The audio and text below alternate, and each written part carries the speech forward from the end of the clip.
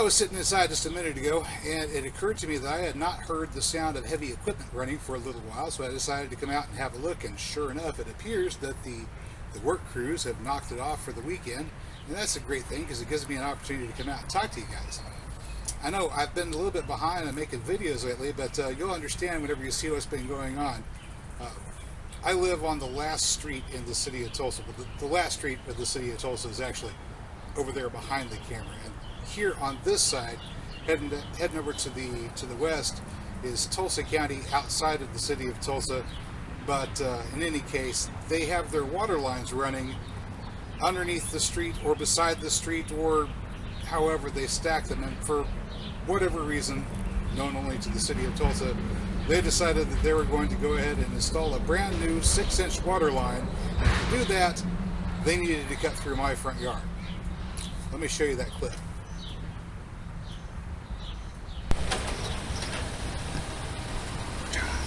Okay, going handheld here. So, there's the truck. Look, all the equipment, yay! And what's that doing in the front yard? What in the world is happening here? Let's go take a look.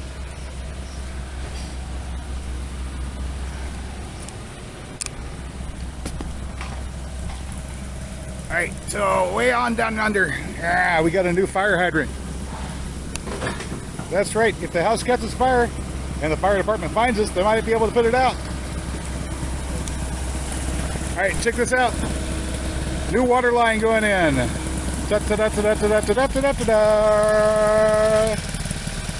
compactor. And there's the Bobcat rolling through the front yard. Take a look at this. Oh, so they pulled out the corner. Here's the blocks right there.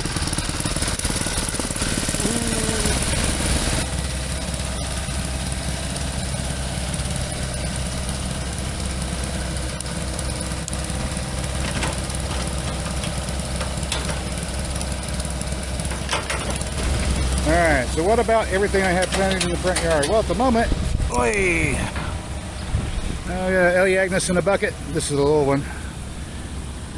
Daylilies, got some cannas. I even tried to save some peanuts there. So all that's there.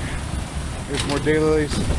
Because they're coming down that line there, I went ahead and took some cardboard and a rope and a T-post, and we put it around this Elaeagnus multiflora, the gumi. Hello, little moth. How you doing? Alright, so there's the gumi. Elaeagnus multiflora. Got the berries on it. Some of them are starting to turn. I got a little orange there, but they're going to be fully red with those little speckles on them whenever they get fully ripe. Alright, so there's one down there that looks like it's getting pretty close. Alright. So on up that way. We're still doing some more work. I'm gonna walk up to this post and turn around.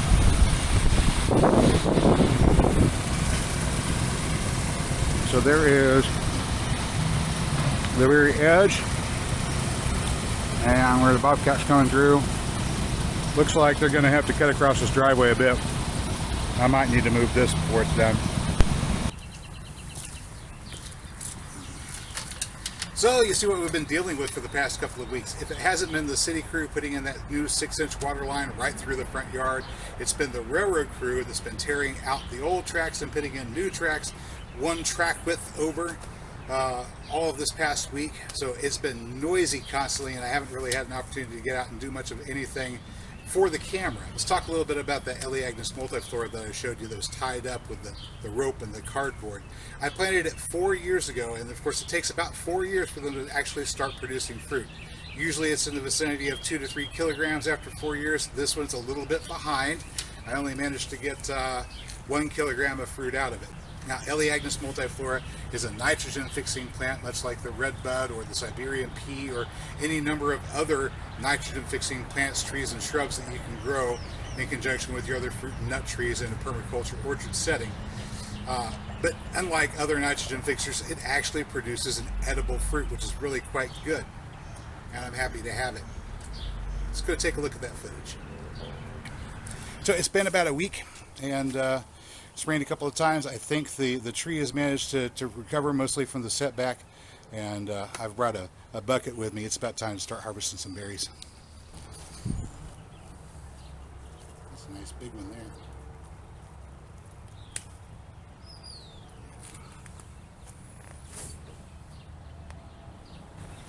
Where'd the berries go?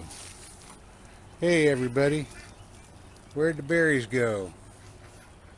Where'd the berries go? Oh, there they are. Okay.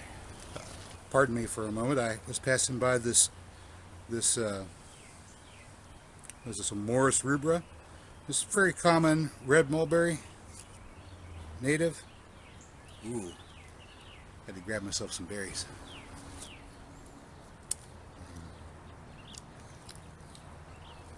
When I was a kid, I could spend all afternoon up in a mulberry tree just picking out on berries.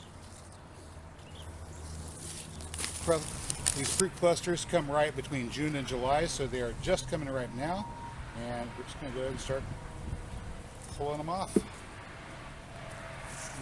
that bucket down here. Whenever they're ripe, they should pull off easily.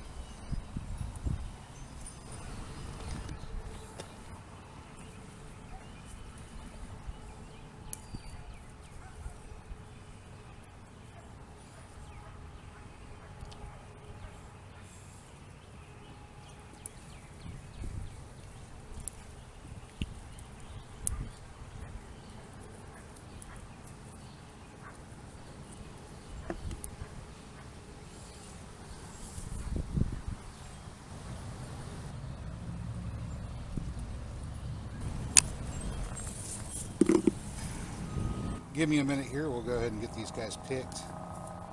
So they should come off fairly easily whenever they're ripe. Some of these, they just come off with the barest touch. I noticed that the wind's been blowing them off, so that lets me know they're getting close to that point.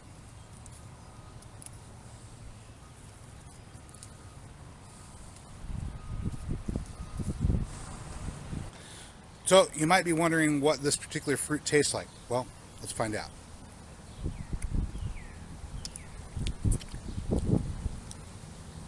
It's sweet, a little bit tart, and it's got a pit on the inside. Now, it's a small pit, a little bit chewy, but also edible. Now, once this fruit is dried, you can grind it up and add it to other things. That's nice. So it's also something that we can preserve for later if you don't want to eat them all at once. Give me a minute. I'm going to go ahead and pick the rest of them, and then we'll weigh in and find out how much we got. All right, so real quick, let's take a look at the bucket full of berries that we collected here. We're going to put it on the scale. It's already been tared to compensate for the weight of the bucket itself. And what does that read? About 1 kilogram there. All right, so 1 kilogram, that's our first harvest for the LA Agnes multiflora, that bush anyway. 4 years from the time that we planted to the time we got our first harvest, 1.5 kilograms, and if we're doing our math here, it's about 68 calories per 100 grams, so 680 calories for this bucket of berries. That's about a third of a day's worth of food. That's for this year. Now we can expect to go up every year. Within 5 years, we're going to be looking at maybe 10 kilograms. Within 30 years, we're going to be looking at close to 20 kilograms. So it goes up and up as time progresses. And of course, this is every single year. Now, remember when I told you earlier, we're going to be talking about how you can take a small amount of money and invest it in producing food for a lifetime. This is exactly what I'm talking about. We take our perennial plants, we plant those perennial plants in the ground, and they continuously produce food for us year after year, every year for a lifetime, instead of having just something you spend the money on, you eat once, and then it's gone. So we've got a couple stragglers still left on the tree that need to ripen up before they can be picked and eaten. But we've got more stuff coming on. We've got mulberries on the trees right now that are ripe, ready to be picked. We've got blueberries coming ripe. We've got currants. We've got blackberries ripening up. Pears on the tree behind you that are starting to weigh down the branches.